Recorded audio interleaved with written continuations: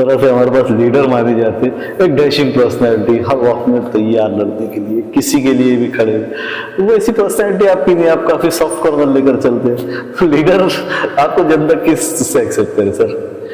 एक एमएलए आप चुन के आ जाए, तो एक एमएलए क्या इतनी ताकत रखता है कि वो वापस से नाम ला सके? जिस तरह हमारे शहर की पॉलिटिक्स चल रही है, मुझे ऐसा लग रहा है पर्सनली कि ये इलेक्शन सिर्फ मुस्लिम इलाका, आपका भी नाम ही आ रहा है कि मुस्लिम क़यादत मौजूद है, आप एक मुस्लिम लीडर को हराने के लिए खड़े हैं। तो वही किए ना सर, आप जैसा जिन पार्टियों का नाम लिए, हर कोई आज वही कर रहा है कि पॉलिटिक्स किसी और को बुरा बोलकर की जा रही है। आघाड़ी के भी एक कैंडिडेट जावेद कुरैशी साहब, आप ही के जो सेंट्रल से जहाँ से आप खड़े वहां से वो भी उम्मीदवार है, तो इसमें बंटवारा तो होगा ना सर मुस्लिम वोट का? वो भी एक मशहूर चेहरा है। मेरे लिए औरंगाबाद इम्पोर्टेंट है। मरहूम वालिद भी ऊपर से आके मुझे ये कहें कि आप औरंगाबाद को छोड़ दो, तो शायद मैं उनकी बात भी ना मानूं। वोट बटेंगे, लोगों के अंदर एक अलग अलग राय बन रही है। सिर्फ औरंगाबाद का मुद्दा, डेवलपमेंट की बातें तो हर नेता जब से देश आजाद हुआ करता आ रहा है, पानी की बातें करते हैं। को ये लोगों ने अल्लाह के फरमान को नहीं मानते, लेकिन पार्टी के फरमान को जरूर। अगर ये नहीं है तो फिर उस बात को मैं मुस्लिम क़यादत नहीं मानता। आज अगर हमारे शहर में देखा जाए,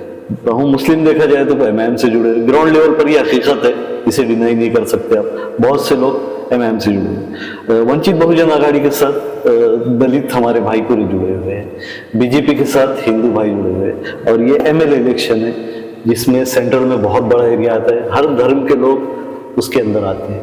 तो आप ये आइडियोलॉजी से पूरे लोगों को एग्री कर सकते हैं? मैं वो शब्द भी दोहराना नहीं चाहूंगा। हमारे सारे औरंगाबाद पे तो हमको कोई पार्लियामेंट में या कहीं स्पीच देखने को नहीं मिली। बाहर सड़क पे स्पीच देना ये नहीं, मैं पार्लियामेंट की बात कर रहा हूँ। कितने मायने रखता है? मतलब बोलने का ये मेरा कि जैसे ही कोई इंसान चुन के आता है, उसके रहन सहन बदल जाता है। जाहिर सी बात है, हमारे पास पॉलिटिक्स में पैसा बहुत है, जो भी आता है। तो आप ये इलेक्शन कहीं ऐसा तो नहीं है कि पैसा कमाने के लिए लड़ रहे हैं? आप सभी का स्वागत है औरंगाबाद न्यूज अलर्ट के एक और पॉडकास्ट में। आज के हमारे जो मेहमान हैं वो है औरंगाबाद सेंट्रल से एमएलए कैंडिडेट। जैसा आप जानते हैं, असेंबली इलेक्शन शुरू हो गए, हम वन बाय वन इंटरव्यूज कर रहे हैं जो कैंडिडेट्स है। सभी का तो नहीं, पर कुछ चुनिंदा कैंडिडेट्स जिनका शहर में चर्चा है, उनके हम इंटरव्यूज ले रहे हैं, पॉडकास्ट कर रहे हैं। आज के हमारे मेहमान हिशाम उस्मानी साहब, जो औरंगाबाद नामांतरण को लेकर काफी मशहूर है। जानते हैं कि क्या मुद्दों को लेकर इलेक्शन लड़ रहे हैं, और आगे इनके इस इलेक्शन के बाद अगर ये चुनकर आते हैं तो क्या नियत रखते हैं ये एमएलए बनने के बाद। हमारे नए चैनल औरंगाबाद न्यूज अलर्ट में, जैसे मैं बताया उस्मानी साहब, आप किन मुद्दों को लेकर इस इलेक्शन में पार्टिसिपेट कर रहे हैं? सबसे पहले मुबारकबाद आपको, इस नए चैनल की जो नई शुरुआत आपने की है। थैंक यू सर, अल्लाह आपको इसमें कामयाबी दे। जैसे आप जानते हैं कि मैंने औरंगाबाद का जो नाम का केस था वो मैं हाई कोर्ट और सुप्रीम कोर्ट में लड़ा हूँ। उसके बाद मुझे ऐसा लगा कि ये लड़ाई अब हमको राजनीतिक तौर पे भी लड़नी पड़ेगी, क्योंकि जिस तरीके से गवर्नमेंट हर तरीके से अपना हर हथकंडा अपनाते हुए उन्होंने ये केस को उसको दबाया, एक तरीके से हमारे साथ धोखे हुए। कुछ उन्होंने अपने एजेंट्स भेजे जिन्होंने जानबूझ के कोर्ट्स में गलतियां की, और उन गलतियों का खमियाजा पूरे शहर को भुगतना पड़ा। हमारी पहचान, हमारी शिनाख्त, हमारी तहजीब को मिटाने की भरपूर कोशिशें हुई। सबसे पहले तो इसमें सारी पार्टियां शामिल हैं जिन्होंने ये सारा एक तरीके से षड्यंत्र रचकर औरंगाबाद के लोगों के साथ धोखा किया। ये लड़ाई लड़ते लड़ते मुझे एहसास हुआ कि हमको ये लड़ाई राजनीतिक तौर पे लड़नी है, इसीलिए मैंने एक इंडिपेंडेंट कैंडिडेट के तौर पे ये इलेक्शन लड़ने का फैसला किया है।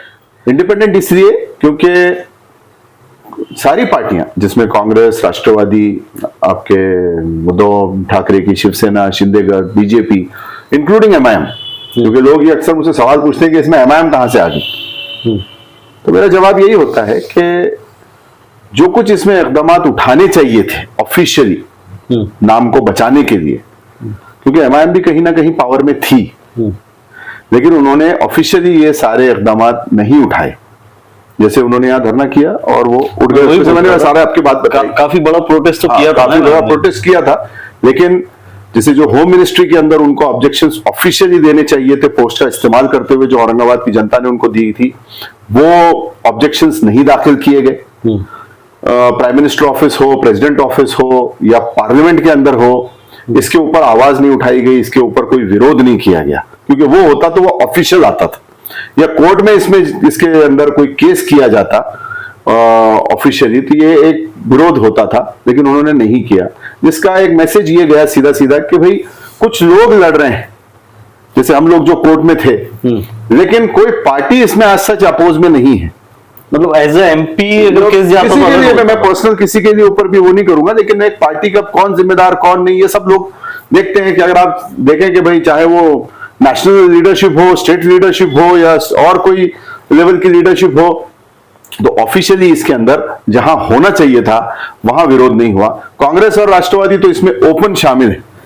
तो मुझे लगता है कि ये केस लड़ते लड़ते मुझे जो समझ में आया कि इसमें जो सेंट्रल गवर्नमेंट की गाइडलाइंस हैं, जिसके बेसिस पे ये नाम चेंज किया गया है, वो उस गाइडलाइंस में ये तो लिखा है कि सेंट्रल स्टेट गवर्नमेंट को पावर्स हैं और वो कैसे चेंज किया जाना चाहिए नाम, और उसमें किन किन चीजों का ख्याल रखा जाना चाहिए, ये तो हो गया चेंज करने का। इस पे हमने केस लड़ा के इन्होंने प्रोसीजर फॉलो नहीं किया, जो अभी भी सुप्रीम कोर्ट में बड़ी कहें कि हम तो जख्मी हालत में हैं, लेकिन फिर भी हम लड़ रहे हैं। केस आज भी चालू है, केस आज भी है, जख्मी हालत में है, लेकिन इंशाल्लाह अल्लाह से जात से उम्मीद है कि हम इसको लड़ेंगे और जीतेंगे, इसके लिए चाहे जो कुछ भी हमको करना पड़े। लेकिन इसमें एक दूसरी उम्मीद की किरण ये है कि उन्हीं सेंट्रल गवर्नमेंट की जो गाइडलाइंस है होम मिनिस्ट्री की 1953 की, कि नाम बदलने के लिए क्या करना चाहिए, तो उसमें सबसे पहला मुद्दा यह है कि जो भी कोई मेंबर ऑफ लेजिस्लेटिव असेंबली रहेगा यानी एमएलए रहेगा, वो अगर किसी शहर का नाम बदलना हो तो वो प्रस्ताव लाएगा सदन के अंदर कि ये शहर का नाम, मैं वहां का एमएलए हूं, इसका नाम ये नहीं ये होना चाहिए। और उस प्रस्ताव पे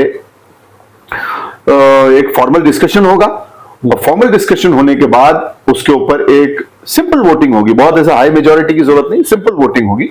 वो प्रस्ताव पास होने के बाद ये सेंटर के पास अप्रूवल के लिए भेज दिया जाता है, जो प्रोसीजर हमको बताया गया यहाँ पे भी औरंगाबाद का संभाजी नगर करने में। उसी तरीके से अगर हमको इस संभाजी नगर का औरंगाबाद रिवर्स करना है तो एमएलए द्वारा प्रस्ताव लाना पड़ेगा। उस प्रस्ताव को किसी न किसी तरीके से असेंबली में एक कंसेंसस बनाना पड़ेगा, एक राय बनानी पड़ेगी।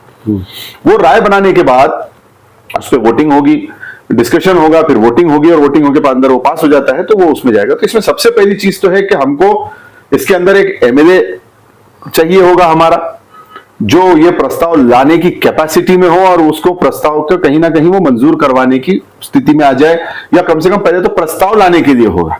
अब जो हमने पिछला रिकॉर्ड देखा है, जिसमें कांग्रेस एनसीपी की, तो मुझे नहीं लगता कि अपनी पॉलिसी के खिलाफ जाने की उनकी किसी एमएलए के अंदर ये क्षमता है या इसके अंदर रीढ़ की हड्डी, क्योंकि ये सारे पार्टी के सामने नतमस्तक हुए। जैसे मैं किसी का सुन रहा था सोशल मीडिया पे कि उन्होंने कहा कि लोगों ने पार्टियों को अपने दीन से ऊपर समझ लिया है। अच्छा, किसी एक का बड़ा अच्छा सोशल मीडिया पे बयान आ रहा था, कहीं कलकत्ता के या कहीं के मौलाना जैसे थे, उन्होंने कहा कि इन पार्टियों को, ये लोगों ने अल्लाह के फरमान को नहीं मानते हैं, लेकिन पार्टी के फरमान को जरूर मानते हैं। अच्छा, इतना तक लोग तल्ख राय रख रहे हैं आज की डेट में। मतलब लीडर्स के पीछे बहुत ज्यादा लोग तो कांग्रेस यानी पार्टियों की जो वफादारी है या पार्टियों की जो कहेंगे उसके अंदर ओबीडियंस है, वो बहुत ज्यादा हो गया कि हम उनको मानेंगे, भले उसको हम उसके लिए हमारे को अपनी कम्युनिटी के खिलाफ चला जाना पड़े। तो कांग्रेस राष्ट्रवादी तो ये लाने से रहे प्रस्ताव। बात करें एमआईएम की, तो एमआईएम को तो वैसे ही इन लोगों ने सिर्फ एक पॉलिटिक्स के अंदर उनके खुद की भी कहें उसकी वजह से, उनके जो पिछली बैक हिस्ट्री रही है और जो किस्म की वो पॉलिटिक्स करते हैं, तो इनको कोई पार्टी छूना नहीं चाहती। वो खुद कहते हैं कि हम अछूत हैं पॉलिटिक्स में, हमको कोई लेना नहीं चाहता। तो जब आपको कोई लेने नहीं चाहेगा, तो आपको प्रस्ताव को वहां पे कौन मंजूरी देगा, किस तरीके से मंजूरी? आपको सिस्टम में अगर घुसना है तो आपको कहीं ना कहीं हिकमतन राजनीति करनी पड़ेगी। इसमें यह है कि एक एमएलए के तौर पे सदन में जाने की जरूरत है, उस प्रस्ताव को लाने की कैपेसिटी में अपना होना चाहिए, अंदर जाके हम अपना हिकमत अमली इख्तियार करें कि भाई किस तरीके से हम ये प्रस्ताव को किस वक्त ला सकते हैं, किस वक्त एक राय बन सकती है। पॉलिटिक्स में रोज अप्स एंड डाउन्स होते हैं, सिचुएशंस चेंज होती रहती है, और मौका मिलने पर यह प्रस्ताव फिर से लाके उसको वोटिंग के जरिए, सिंपल वोटिंग के जरिए पारित करवा के हम उसको सेंटर पे भेज सकें। और ऐसा नहीं है कि ये नहीं होता, पहले कांग्रेस और राष्ट्रवादी के जमाने में ही मेरे नेता रहे विलासराव देशमुख साहब ने ये प्रस्ताव वापस बुलाया था 2001 में, अगर आपको याद होगा। जी याद है। तो सिचुएशंस बदलती है। आज ये लोग उद्धव ठाकरे के साथ हैं, जिसकी वजह से हम लोग सब इनसे दूर हो गए। हम इनके साथ नहीं जाएंगे इंशाल्लाह, लेकिन कहीं ना कहीं राजनीति में आपको कभी थोड़ा सा सॉफ्ट, कभी थोड़ा एग्रेसिव, ऐसा चलना पड़ता है। आप देखें कि अगर हिमायत के ने तो एमआईएम तो इस वक्त उनके साथ बिल्कुल उनके अलायंस में जाने में उतावली थी, जबकि वो तो सारे उनको पानी पी पी के गालियां दे के सत्ता में आए थे। तो एक तरफ तो आप राजनीति में एक स्टैंड लेते हैं, दूसरी तरफ आप दूसरा स्टैंड लेना चाहते हैं। मेरा स्टैंड हमेशा क्लियर रहा, मैं कांग्रेस में रहा ये समझते हुए कि ये सेकुलर चल रहे हैं। जिस वक्त मुझे एहसास हुआ कि ये सेकुलर राजनीति से हट गए, मैं इनसे दूर हो गया। लेकिन मैंने कभी भी अपनी आइडियोलॉजी नहीं छोड़ी। राजनीति में मेन होता है आइडियोलॉजी, तो मैंने अपनी आइडियोलॉजी बरकरार रखी है और उसी आइडियोलॉजी पे मैं चलना चाहता हूं। तो ये जो एक पहला मुद्दा हो गया हमारा कि हम नाम के लिए कंटेस्ट करेंगे, फाइट करेंगे। दूसरा जो है, हमको जो डेवलपमेंट्स की बात करनी है, जो आपके डॉक्टर रफीक ज़करिया की जो राजनीति रही, उसको जो उनका काम करने का तरीका रहा, उसको हमको फॉलो करके शहर को विकास की राह पे ले जाना है। विकास का मतलब अगर आप इन लोगों से पूछें, यहाँ के जो भी नेता लोग हैं, तो ये यही कहेंगे कि विकास यानी सीमेंट की रोड बना देना, ज्यादा से ज्यादा एक कोई सीमेंट की गट्टू डाल देना, ज्यादा से ज्यादा ये होगा कि ड्रेनेज की लाइन, पानी की लाइन अगर उसमें नहीं है तो वो डाल दी जाए, या अगर पुरानी हो गई है तो चेंज कर दी जाए। बहुत ज्यादा अगर विकास करना है तो हमने जी एक बड़ा लाइट का हेमस लगा दिया, जो बड़ा खंबा होता है, खूब लाइट देता है वो रात में। फिर डेवलपमेंट होता क्या है? या फिर जो है आपके एक कब्रिस्तान को या मंदिर के बाहर कोई आपने कंपाउंड बना दी या उसको कंपाउंड कर दिया। तो मुझे लगता है ये तो बेसिक काम है, इंफ्रास्ट्रक्चर के काम है। लेकिन इसके साथ साथ डेवलपमेंट हम कहेंगे जो मुआशरे का विकास होता है, इंसानी, जो हम कहेंगे कि इंसानों का विकास होना, मुआशरे का विकास होना, फैमिलीज का विकास होना, उनकी जिंदगी में खुशहाली आए, उनकी माशी हालत सुधरे, फाइनेंशियल पोजीशन उनकी सुधरे, उनके घर के अंदर अगर इलिटरेसी है तो एजुकेशन आए, अगर उनके घर में कहीं कमजोरी है सेहत के एतबार से तो उनके घर उनके जो है तो अच्छी सेहत उनको मिले। तो ये होता है एक सोशल डेवलपमेंट की बात होती है। आज की डेट में कोई सोशल डेवलपमेंट की बात नहीं हो रही, सिर्फ ये हो रहा है कि आपके घर के बाहर की सड़क थोड़ी सी बन गई, वो भी जो किस हालत में बन रही है आप सब देख रहे हैं। उसके अंदर के स्टील गायब है, उसके अंदर टेंडर निकाल कॉपी निकाल के देख लीजिए, उसमें स्टील बताया जाता है लेकिन वहां स्टील नहीं होता। जाके रोड तोड़ के देख लीजिए, थोड़ी सी अंदर स्टील गायब है पूरा। मेरा नजर में विकास का मतलब वो है जो डॉक्टर ज़करिया साहब ने किया। जब किसी ने घासी हॉस्पिटल की डिमांड नहीं की थी, उस वक्त डॉक्टर ज़करिया साहब हॉस्पिटल लेके आए। जब यहाँ टांगे चला करते थे, उस वक्त डॉक्टर साहब यहाँ एयरपोर्ट लेके आए। जब यहाँ पे किसी ने एमआईडीसी की डिमांड नहीं की थी, जब डॉक्टर साहब एमआईडीसी लेके आए। जिस वक्त हरसूल तालाब जो था वो सफिशिएंट था औरंगाबाद के लिए, आपने आगे की सोच रखते हुए जायकवाड़ी डैम बनाया, उसको पाइपलाइन लेके आए। आज इतने साल पहले, मेरे ख्याल से 1930-40 साल हो गए उसको, जब ज़करिया साहब ने इतनी अर्जेंस में पाइपलाइन बिछाई थी। लेकिन यहाँ पे इतने नेता होने के बावजूद भी समांतर में हम आज तक लड़ रहे हैं, पानी की पाइपलाइन जो हम सही तरीके से नहीं कर पा रहे। तो अगर ये इस तरीके से क़यादत है तो मुझे लगता है कि यहाँ पे विकास का तो अल्लाह ही मालिक है। तो मेरी सोच है कि हम ये जो एक इंसानी विकास हमारे से, जैसे हम देखें तो पूना हमसे आगे बढ़ गया, नासिक हमसे आगे बढ़ गया, ये शहर हमारे से पीछे हुआ करते थे, औरंगाबाद इनसे आगे था। उसके बाद आपके हैदराबाद को आप देखें, कहाँ हैदराबाद आज से अगर आप 80s-90s का ख्याल करें और हैदराबाद में और औरंगाबाद में क्या फर्क था, और आज के आप कंपेयर करें 2024 में हैदराबाद और औरंगाबाद में। नागपुर आप देखिए वो क्या था आज से 30-40 साल पहले, और हम कहाँ थे और आज वो कहाँ है। हम fastest developing city in Asia हुआ करते थे, आज हम टॉप 1000 की भी लिस्ट में नहीं है। तो ये सारी चीजें हैं, मुझे लगता है इस पे काम करने की जरूरत है। इसके लिए आपको पॉलिसीज फ्रेम करनी पड़ेंगी। एमएलए का मकसद ये नहीं होता कि रोड बना दिया और उसकी रिबन काटते फिरे आप। पहली चीज तो जो रिबन काटने जा रहा है उस एमएलए को पूछना चाहिए कि भाई इतने दिन तुम इतने साल से एमएलए रहे या एमपी रहे, ये रोड अभी तक बनी क्यों नहीं थी? तुम अपने टर्म के आखिरी में आके रिबन क्यों काट रहे हो? 5 साल से क्या कर रहे थे? सर, जैसा आप औरंगाबाद के नामांकन के मामले पे जो इलेक्शन की आप बात की है, एक एमएलए आप चुन के आ जाए तो एक एमएलए क्या इतनी ताकत रखता है कि वो वापस से नाम ला सके? पॉसिबल है ये चीज? क्योंकि आपके पास ना कोई पार्टी है, ना किसी और का समर्थन है आपको पार्टी का, तो आप अकेले जाकर ये चीज कर सकते हैं? क्योंकि सदन में तो बहुत सारे पार्टीज के लोग रहते हैं। प्रस्ताव डालने के लिए तो आपको एक एमएलए लगेगा ना। प्रस्ताव पिछले 288 एमएलए के अंदर किसी एक एमएलए ने प्रस्ताव डाला कभी? उसमें एमआईएम के भी एमएलए थे, उसमें कांग्रेस के भी एमएलए थे, मुस्लिम एमएलए भी थे। किसी ने प्रपोजल डाला 288 के अंदर? किसी ने नहीं डाला। इस केस में पब्लिक की डिमांड कितनी है कि नाम होना चाहिए? पब्लिक भी तो नहीं है सर एमएलए। अगर पब्लिक की डिमांड नहीं होती तो हमारे साथ तो धोखे हुआ। मैं कह रहा हूं इतने लाखों ऑब्जेक्शंस नहीं आए होते डिवीजनल कमिश्नर के अंदर। आज भी मैं जब सड़क पे जाता हूं, बाहर जाता हूं, कहीं भी पब्लिक उसमें जाता हूं, लोग मुझसे कहते हैं कि हम आपके लिए दुआ कर रहे हैं, अल्लाह आपको कामयाबी दे। क्यों कहते हैं? और ये सिर्फ मुसलमानों की डिमांड नहीं है, इस शहर में रहने वाले हिंदुओं की भी ये डिमांड है, बुद्धिस्ट समाज की ये डिमांड है। मेरे साथ संजय वाघमारे जी हैं, उनका कहना है कि मुझे किसी हाल वो मंजूर नहीं है वो संभाजी नगर। ये सब मुद्दों में अभी जिस तरह हमारे शहर की पॉलिटिक्स चल रही है, मुझे ऐसा लग रहा है पर्सनली कि ये इलेक्शन सिर्फ मुस्लिम इलाकों में ही हो रहे हैं, सिर्फ मुस्लिम लीडर्स ही आपस में लड़ रहे हैं। ये चीज सही हो रही है कि ये कैंडिडेट वो कैंडिडेट इसको बुरा बोल रहा है, ये उसको बुरा बोल रहा है? ये चीज में आपका भी नाम क्या आ रहा है कि मुस्लिम क़यादत मौजूद है, आप एक मुस्लिम लीडर को हराने के लिए खड़े हैं? मैं किसी को हराने के लिए नहीं खड़ा हूं। मेरे पास अपना एक मुद्दा है, मेरे पास अपना एक विजन है। सियासत में हर इंसान अपना एक मुद्दा, एक विजन रखता है कि मुझे ये करना है। अगर जनता को वो लगता है, वो उसके साथ जाना चाहते हैं उस मुद्दे पे, तो वो उसके साथ जाएंगे। ये बाकियों के पास जो है, जो लोग आप जिनकी बात कर रहे हैं, मुझे तो ये नजर आया कि एक दूसरे की बुराई करने की बजाय, टांग खींचने की बजाय तो दूसरी कोई चीज नजर नहीं है कि इसने ये नहीं किया, इसने ये नहीं किया, या ये खराब है। पर्सनल भी यहां तक के टीका टिप्पणी आती है। मेरा ये कहना है कि हम क्या करना चाहते हैं, हमको वो बात रखनी होगी, और आप किस तरीके से करेंगे।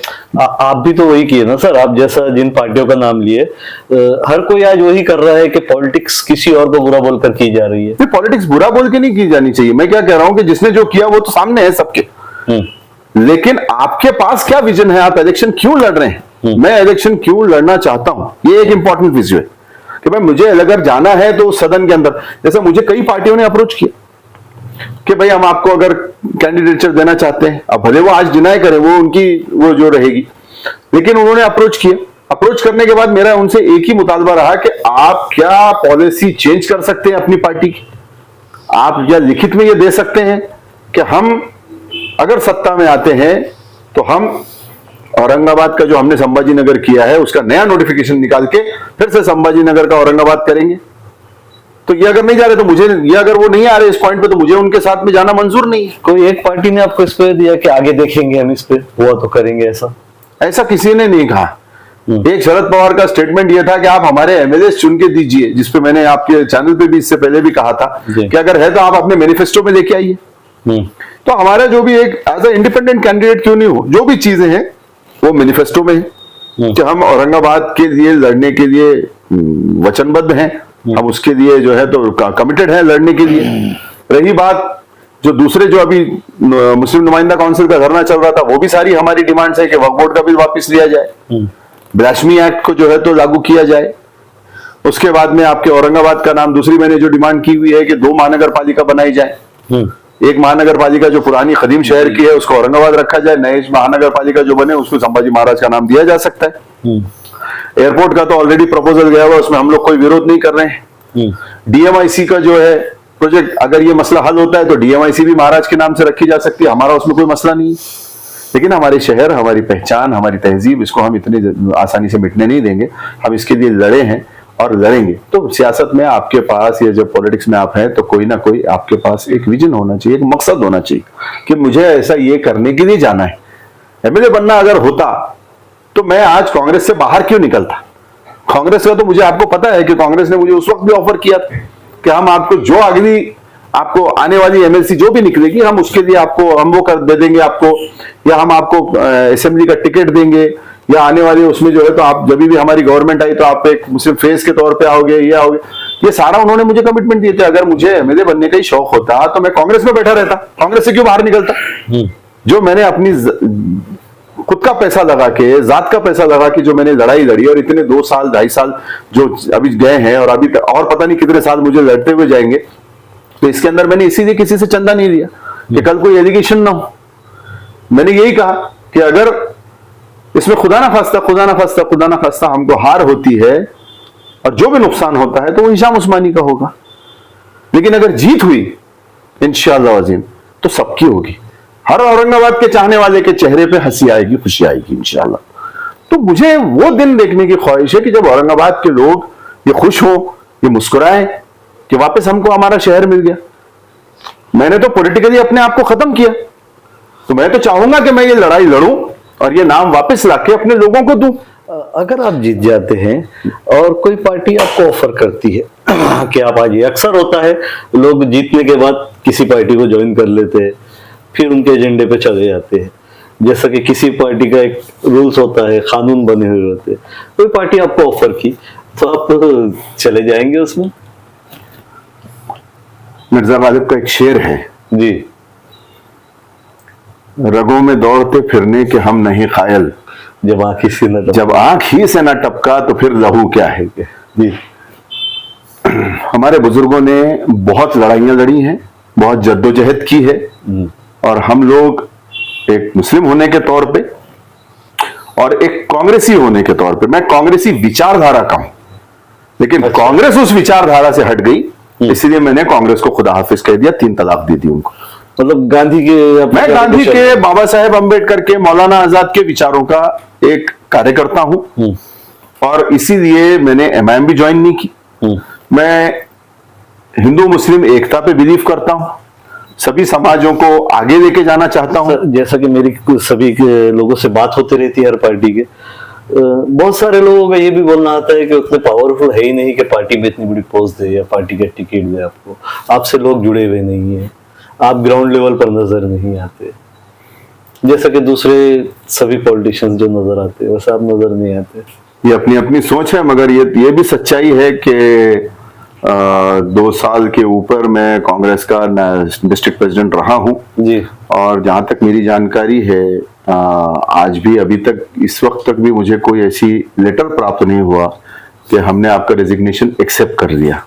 मतलब आज भी आप कांग्रेस, आप जुड़े हुए कांग्रेस से? मैंने तो छोड़ दिया उनको। वो 10 बार उनके कई नेता मुझे मिलते हैं, कहते हैं अध्यक्ष साहब आप आए, आपके लिए हम आपको वापिस। मैंने कहा भाई मुझे मेरा आपका कोई संबंध नहीं, आप गांधी के विचारों से हट गए, मैं आपसे हट गया। अच्छा, ये सब हो गई है एमआईएम, कांग्रेस, शिवसेना, बीजेपी की बात। वंचित बहुजन आघाड़ी के भी एक कैंडिडेट जावेद कुरैशी साहब, आप ही के जो सेंट्रल से, जहां से आप खड़े वहां से वो भी उम्मीदवार है, तो इसमें बंटवारा तो होगा ना सर मुस्लिम वोट का? वो भी एक मशहूर चेहरा है।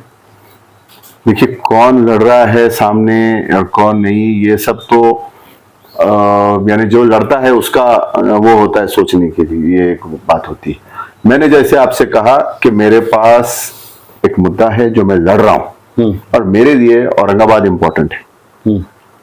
मेरे लिए ये इंपॉर्टेंट नहीं है कि कौन सी पार्टी से कौन लड़ रहा है। अगर इसके लिए मेरे मरहूम वालिद भी ऊपर से आके मुझे ये कहें कि आप औरंगाबाद को छोड़ दो, तो शायद मैं उनकी बात भी ना मानूं। मैंने कोई राहुल गांधी के सामने कभी कॉम्प्रोमाइज नहीं की। मुझे कई बार पार्टी की तरफ से भी आए कि आप आए, बात करें, तो मैं औरंगाबाद के मुद्दे पे कोई कॉम्प्रोमाइज नहीं करना चाहता, भले मुझे जिंदगी में कुछ मिले काम करने का मौका या ना मिले।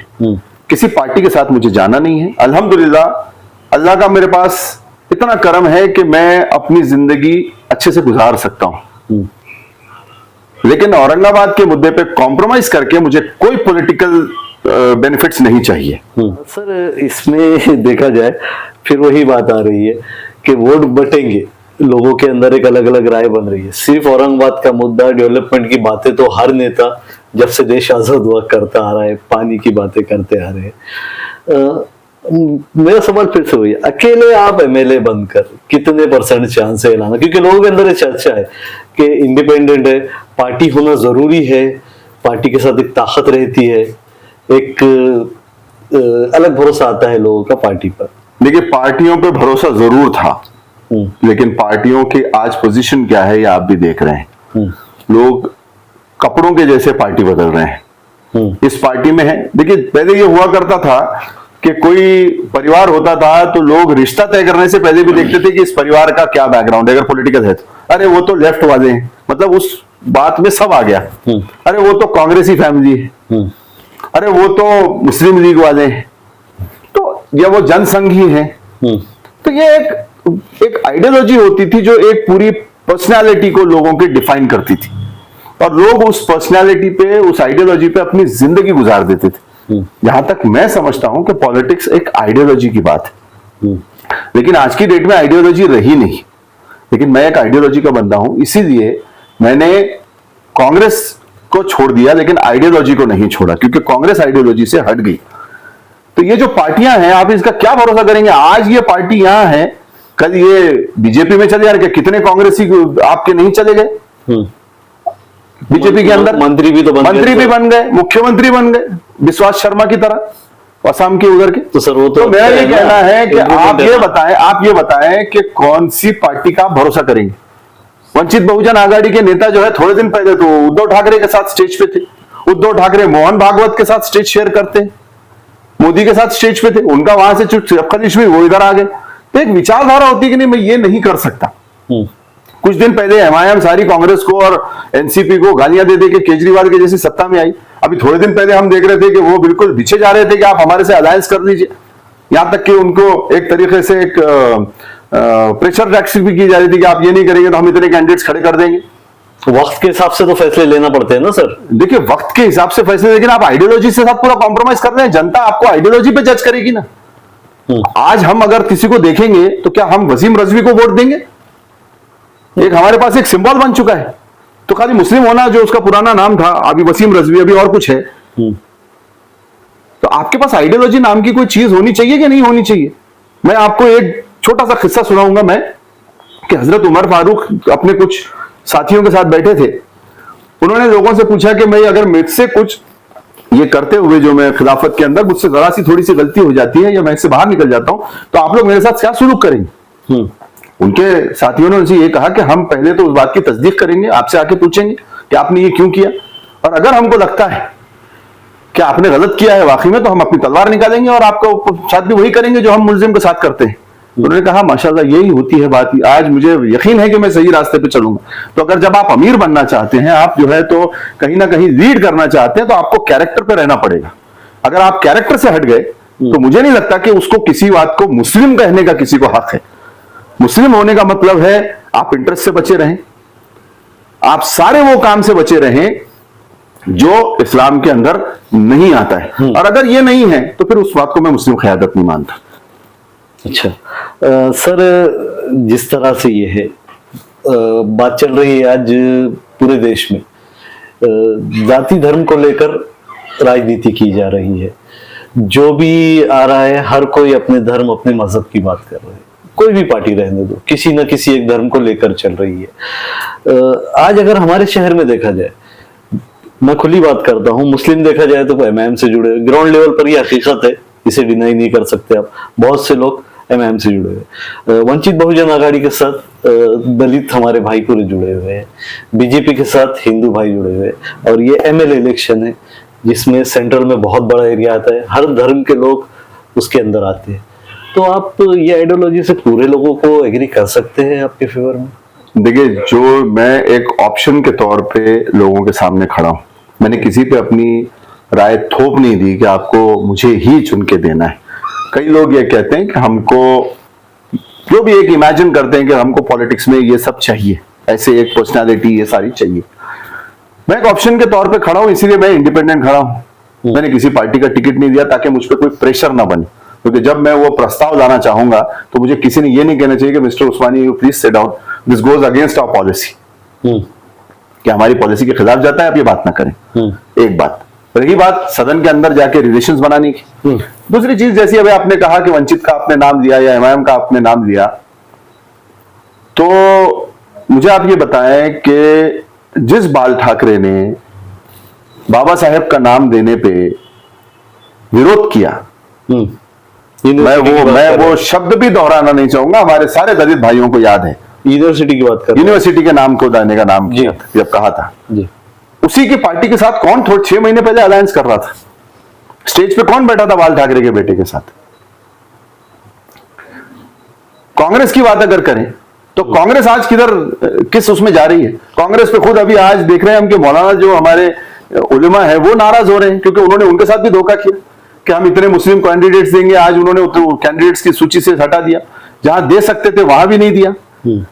तो हमको कहीं ना कहीं मुझे, जो मैंने इससे पहले भी आपके कुछ पिछले चैनल पे जो बात की थी कि हमको कैंडिडेट चुनना पड़ेगा इंडिविजुअली, प्लस पॉलिटिक्स में जब हम हैं तो हमको सबको साथ लेके चलना पड़ेगा।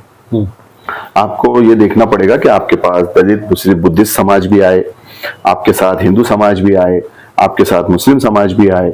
आप कम्युनिटी के हैं, डेफिनेटली कम्युनिटी का आपकी तरफ देखने का एक नजरिया सॉफ्ट रहेगा। ये सारा है। बात अगर करें मुस्लिम क़यादत की, तो मैंने इससे पहले भी कहा कि हमारे लिए एक मुस्लिम के तौर पे 2-3 मुद्दे बहुत बड़े रहे। लोकल की बात करें तो औरंगाबाद का रहा, तो औरंगाबाद पे तो हमको कोई पार्लियामेंट में या कहीं स्पीच देखने को नहीं मिली। बाहर सड़क पे स्पीच देना ये नहीं, मैं पार्लियामेंट की बात कर रहा हूँ, ऑफिशियल स्टेटमेंट जी। दूसरा सबसे बड़ा मसला इस वक्त जो पूरा मुसलमानों के लिए चल रहा है आलमी सतह के ऊपर, वो है मसले फलस्तीन, मस्जिद अक्सा। मस्जिद अक्सा के ऊपर हमको कोई स्पीच देखने को नहीं मिली। फलस्तीन का नाम भी लाया गया तो एक कंट्रोवर्सी में लाया गया। चाहते तो फलस्तीन के लिए आप एक आधा घंटा 0 आवर में और उसमें जो है टाइम लेके आप स्पीच दे सकते थे, जैसे आप देखते हैं कि यूरोप में और यूएस में और कई दुनिया के आयरलैंड के कई कंट्रीज के अंदर क्रिश्चियन पार्लियामेंटेरियंस ने उस पर स्पीच दी और हम लोगों ने अपने फेसबुक और उस पर अकाउंट से उसको शेयर भी किया। तो फलस्तीन पे बात नहीं हुई। कौन सी ऐसी आपको बंदिशान पड़ी थी? ये किसकी बात? जब कश्मीर की बात करें, मुस्लिम क़यादत जिसको आप बता रहे हैं यहाँ पे, कश्मीर की बात करें अगर आप, तो कश्मीर के ऊपर कितनी बात हुई?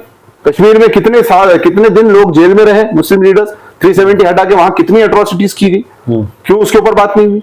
तो मसले कश्मीर पे बात नहीं हो रही है, फलस्तीन पे बात नहीं हो रही है, औरंगाबाद के मुद्दे पे बात नहीं हो रही है। तो फिर मुझे किसी के जिंदगी इंसान की एक 60-70 साल की होती है, जिसमें प्रोडक्टिव ईयर्स आपके 30-40 साल होते हैं, और उसके बाद अगली जनरेशन तैयार हो जाती है।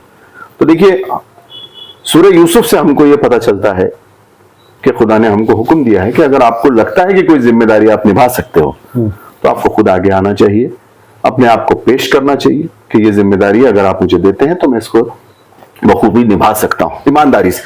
अगर आपको नहीं मिलता है खौल, आप फिर कह सकते हैं अल्लाह के हुजूर में कि मैंने तो कोशिश की थी।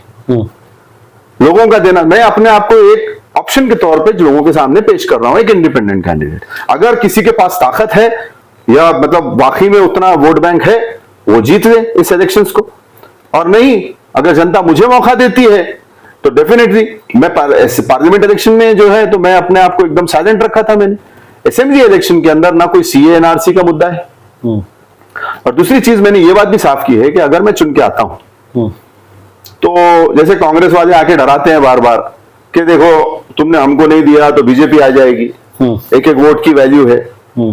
तो उनको मैंने यही कहा कि मैं अगर चुन के आया तो अगर कोई भी तुम में से, कांग्रेस हो, शिवसेना हो, आपकी उद्धव ठाकरे की जो अभी अपने आप को सेक्युलर बता रही है तो नहीं, राष्ट्रवादी हो, लेफ्ट पार्टी हो, समाजवादी हो, कोई भी पार्टी, अगर तुम में से सेक्युलर के नाम से सरकार बना रही होगी तो मैं आपको समर्थन दूंगा, लेकिन कहां तक? बाहर से। क्या आप सरकार बनाएं? हम बीजेपी को आने नहीं देना चाहते। हम जनसंघ की और आरएसएस की आइडियोलॉजी से बिल्कुल भी मुतमईन नहीं है, लेकिन जो है हमारे जो मुद्दे हैं, हम आपका पट्टा किसी का गले में डाल के अपने आप को किसी के अंडर में नहीं देना चाहते कि हमारा कोई बॉस हो जाए और वो एंटी चेंबर में हमको बुला के कहे कि देखो यहां तक ठीक हुआ, तुमने सड़क पे किया, लेकिन अब इस पे विरोध नहीं करना। तो वो मुझे लगता है कि जनता के साथ धोखा होगा। मुझे जनता को धोखा नहीं देना है। मेरे मुद्दे, मेरे कंसेप्ट क्लियर हैं। अगर जाऊंगा तो सेक्युलर ढांचे को धक्का लगाए बिना स्टेट में सेक्युलर सरकार बने, ये मेरी भी ख्वाहिश रहेगी, लेकिन साथ साथ हमारे जो मुद्दे हैं उसको बेबाकी से उठाने की मैं वो रखता हूं, ख्वाहिश रखता हूं। अगर जनता मुझे ऑप्शन देती है, चुन के देती है, तो जरूर मैं चाहना चाहूंगा। सर, इसमें एक और सवाल था मेरा, पैसा कितने मायने रखता है? मतलब बोलने का ये मेरा कि जैसे ही कोई इंसान चुन के आता है उसके रहन सहन बदल जाता है। जाहिर सी बात है हमारे पास पॉलिटिक्स में पैसा बहुत है, जो भी आता है वो, तो आप ये इलेक्शन कहीं ऐसा तो नहीं है कि पैसा कमाने के लिए लड़ रहे हैं? मेरे बारे में जो लोग जानते हैं उनको तो कुछ मुझे लगता है वही आपको जवाब दे देंगे इस सवाल का। जो नहीं जानते हैं तो मैं बहुत छोटी उम्र से अपने बिजनेस में हूँ और अल्लाह का एहसान है कि इतना तो है कि जिंदगी गुजर जाए खुशी से, कोई ऐसी कोई काम किए बिना। दूसरी चीज बात रही पैसे की, तो मेरा जो कांग्रेस में एज अ प्रेसिडेंट या जो भी एक टेन्योर रहा उसमें मैंने ऐसा कोई अगर काम किया हो कि मेरे ऊपर कोई एलिगेशन लगा सके विदाउट प्रूफ, क्योंकि कई ऐसे कांग्रेसी हैं जिनको जो है तो मेरी बातों का बड़ा मिर्ची लगती है, क्योंकि उनके लिए उनके माशरे उनकी कम्युनिटी से ज्यादा उनकी पार्टी इंपॉर्टेंट है।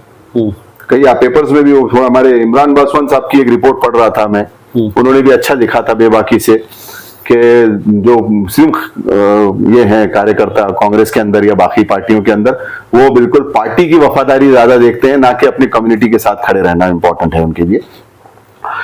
तो मैंने ये भी बात कह रहा हूं कि देखिए आज मैंने अपनी इलेक्शन फॉर्म के अंदर अपनी सारी एसेट्स डिक्लेयर की है। तो रूल है करना ही जो भी है मैंने की है भाई, मेरे पास कितने प्रॉपर्टी है, घर है, गाड़ी है, पूरी फैमिली के पास, मेरे बच्चे के पास या मेरे बच्चों के पास या मेरे पास जो भी एसेट्स है मैंने डिक्लेयर की कि इतने इतने करोड़ की मेरे पास ये प्रॉपर्टी है।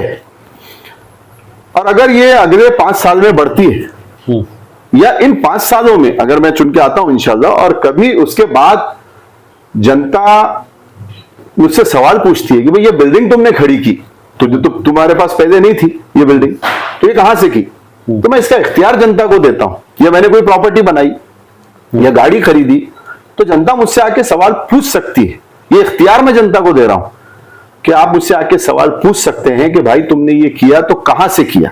मैं क्योंकि एक पब्लिक पोस्ट पे हूं रहूंगा अगर, तो मैं उनको जवाब देने के लिए बिल्कुल 100% कमिटेड हूं, कंपल्सरी होगा कि मैं उनका जवाब दूं।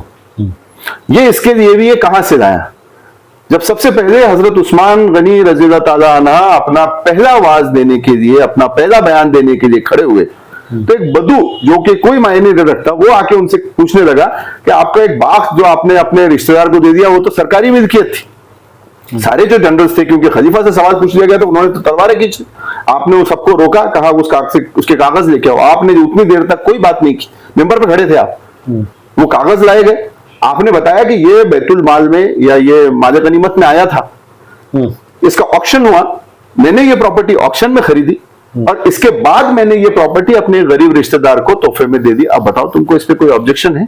तो उसने कहा कि नहीं मुझसे गलती होगी, उसने माजरत चाही और उसने ये कहा कि अब हम आपको सुनेंगे भी और हम आपको मानेंगे भी। तो इस बात से हमको ये सीख मिलती है कि मुसलमानों के अंदर एक किरदार होना चाहिए। अगर आप कहीं अमीर हो गए हैं या आपके पास कोई अथॉरिटी आ गई है, इसका मतलब ये नहीं कि आप जो करें वो फायदा। एक मामूली बद्दू यानी जिसको आज की डेट में हम गड़ी कहते हैं, उसको भी इख्तियार है कि वो आपसे सवाल पूछ सकता है। उसी तरीके से मैं अपने हर जो इंसान जो सामने है मैं उसको ये राइट देता हूं कि वो अगर मेरी कोई प्रॉपर्टी इसके बाद बढ़ती है या कोई नई एसेट मैं अडॉप्ट करता हूं, लेता हूं, तो वो मुझसे आके सवाल पूछ सकते हैं कि इसके सोर्स बताओ हमको।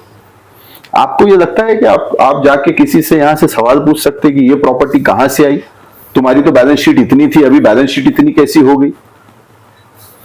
ये तो सर लीडर्स की खास बात है। तो वो लीडर हो सकते हैं, मैं एक अपने आप को एक खादिम समझता हूं। सर इसमें जिस तरह से हमारे पास लीडर माने जाते हैं, एक डैशिंग पर्सनैलिटी, हर वक्त में तैयार लड़ने के लिए, किसी के लिए भी खड़े हुए, वो ऐसी पर्सनैलिटी आपकी नहीं, आप काफी सॉफ्ट कॉर्नर लेकर चलते हैं, तो लीडर आपको जनता किस से एक्सेप्ट करे सर? आपको लगता है कि गांधी बहुत डैशिंग और बहुत हाथों पांवों में ऐसे अंगूठियां और ये सारे पहने हुए ऐसे मसल वाले थे? जब मेरे लीडर महात्मा गांधी रहे हैं, मेरे लीडर विलासराव देशमुख साहब रहे हैं, मौलाना अबुल कलाम आजाद को क्या आपने देखा कोई ऐसा वो करते हुए? हाँ, जब अगर कोई जंग का मौका आएगा तब ये बात की जा सकती है, लेकिन एक बात है कि लीडरशिप ये दिमाग से होनी चाहिए, इसमें इंटेलेक्चुअल वो एक टच होना बहुत जरूरी है, क्योंकि ये दिमागों की लड़ाई है। आज की डेट में मोदी हैं, अमित शाह हैं, आपके मोहन भागवत हैं, ये फडणवीस हैं, मैं इनको बिल्कुल भी सही नहीं मानता, ये गलत है, लेकिन एक तबके के ये लीडर है जो आज की डेट में मेजॉरिटी उसमें है। आपको लगता है ये बहुत बिल्कुल मैचो मैन है या ही मैन के जैसी इनकी कोई पर्सनालिटी है? लेकिन आज माइंड से इन्होंने सबको परेशान कर रखा है। जहनी होना चाहिए, जहन से। हमको असेंबली में जाके या पार्लियामेंट में जाके वेट लिफ्टिंग नहीं करनी है, कोई WWF का मैच नहीं खेलना है, हमको वहां पे बिल्स लाने हैं। RSS की जो घटिया सोच है, जो जहरीली सोच है, उस सोच को समझ के उसको पेपर पे काउंटर करना है।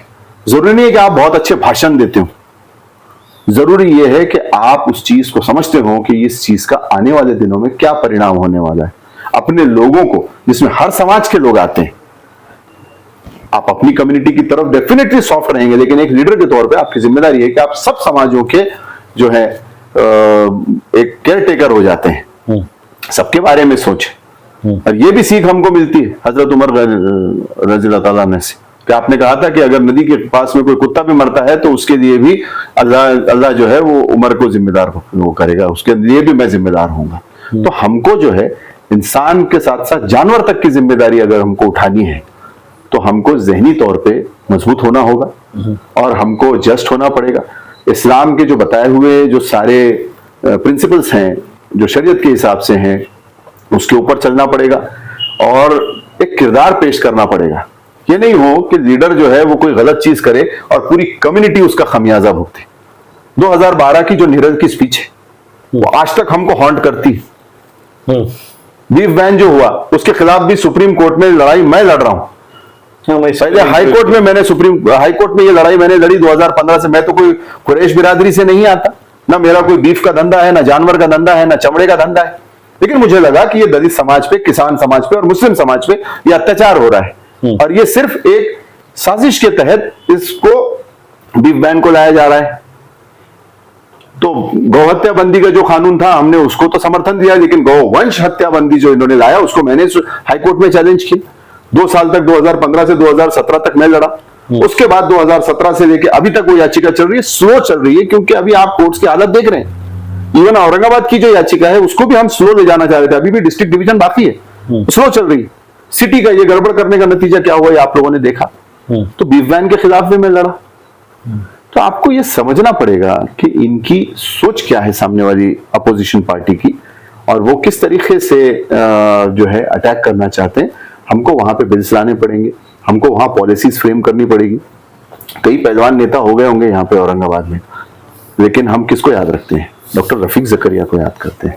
रफीक जकरिया तो एक बहुत पढ़े लिखे पोलाइट आदमी थे, और उनको सिर्फ मुसलमान नहीं, इस शहर का हर हिंदू भी उनको लाइक करता है, हर समाज में मशहूर थी शख्स। तो उन्होंने काम किया ना जी, उन्होंने शहर के लिए काम किया। 50 साल आगे की सोच उन्होंने रखी। जब टांगे चलते थे, जब आप एयरपोर्ट लेके आए, किसने मांगा था? सिडको किसी ने मांगा था? MIDC मांगा था? जायकवाड़ी मांगा था? आज आप इमेजिन कर सकते हो जायकवाड़ी के बिना औरंगाबाद को? तो इंटेलेक्चुअल वो भी बहुत जरूरी है। और मुझे लगता है कि शायद ये भी एक वक्त की जरूरत है कि जब सामने से लड़ाई दिमाग से हो रही है तो हम भी जो है कोशिश करें कि हम जहनी तौर पे उतने मैच्योर हो जाएं और सामने वाले की जो जहनियत है उसको समझ के उस पर अटैक करें, ना कि वो हमारे ग्राउंड में कोई बॉल फेंक दे और हम पता चले कि वही बॉल से क्रिकेट खेलने लग जाएं। तो वो तो हमको इंगेज कर रहा है, बिजी कर रहा है। हमको वो नहीं करना है। हमको पहले ही समझ के सामने वाले को बिजी कैसे हम कर सकते हैं। हम काउंटर अटैक करने की बजाय पहले ही हम अपना डिफेंस कैसे खड़ा कर सकते हैं, हम लोगों को कैसे एक साथ सारे समाजों को ले सकते हैं, ये जरूरी है। मैंने जैसे अभी आपसे जो बात शुरू हुई थी कि नेरल की जब स्पीच हुई आपकी, निर्मल में, सॉरी नॉट नेरल, निर्मल हैदराबाद की जी, वो 15 मिनट वाली, उसके बाद हमको जो नुकसान हुआ उसमें कितने नुकसानात हुए, कितने लिंचिंग्स हुई है मुल्क के अंदर, ये सारी चीजें भी हमको ख्याल रखने की जरूरत है कि सिर्फ ऐसे जज्बाती बात कर देने से जो है जो नुकसान होते हैं। आज जो इतने लोग मारे गए यूपी में, झारखंड में, इधर बिहार में, कहाँ लोग मारे गए, उसकी जिम्मेदारी कौन लेगा? सही। सर बहुत शुक्रिया वक्त देने के लिए, काफी अच्छा लगा आपसे बात करके। तो ये थे हिशाम उस्मानी साहब, जिनसे काफी तफसील में हमने जाना कि किन मुद्दों को लेकर ये इलेक्शन लड़ेंगे और आज किस चीज की जरूरत हमारे शहर, हमारे मुल्क को है। इस मामले पे आपकी क्या राय रखते हैं, हमें कमेंट कर कर जरूर बताएं। ऐसे ही और मुद्दे देखने के लिए हमारे चैनल से जुड़िए, हमारे चैनल को सब्सक्राइब कीजिए, इस वीडियो को लाइक कीजिए और ज्यादा से ज्यादा शेयर कीजिए। मैं शहाब यासीन, औरंगाबाद न्यूज अलर्ट, औरंगाबाद।